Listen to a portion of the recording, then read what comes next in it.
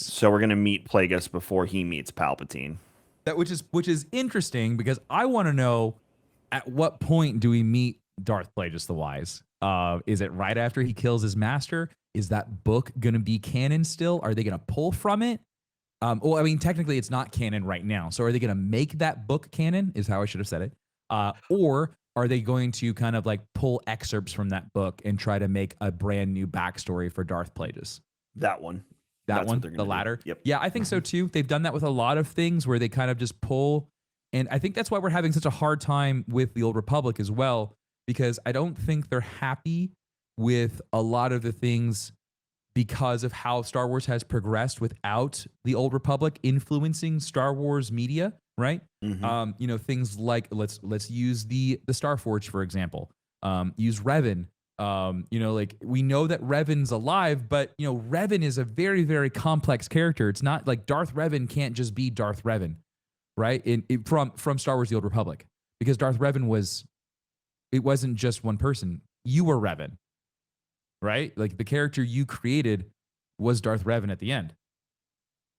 So how does that work? Well, there was a canon version of Revan. They did establish that When? at the time. After the game came out, there was okay, his so male. You meet him in the MMO. Oh, okay. Well, So he's the canon version. Just like Coder 2, the Wound in the Force is a female. Her name's Mitra Surik, and she is the canon version of you.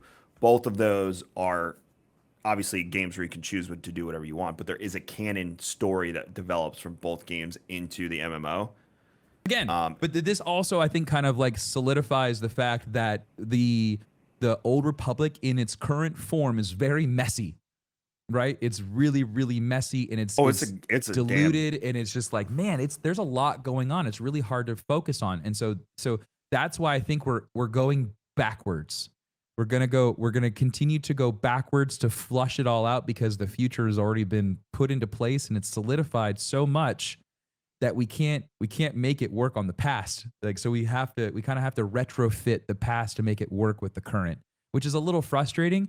But I mean, everything that we've seen so far, I think we really have to, as Star Wars fans in general, not just Kevin and Tim, but I think as a community, we really need to be careful with how we look at these shows, because I think this is going to be the current state of Star Wars from now on. Is like you're going to get these names, you're going to get these characters that you know and love, but their stories are going to be completely different. And again, we have to continue with looking at it from the sense of these are legends, these are stories of these characters that are held to the same level as Zeus or Ares or Ra, or like any of these other gods in the pantheon, right? It's just like there are all these stories, but they've all been changed, but you still know them, you still know who they are, but it's a game of telephone, if you will. And it makes sense for Star Wars because these things happened so many years in the past, hundreds of years in the past. And so the stories get these stories of legends, they get messed up and misinterpreted. And so it'd be really, really cool to see like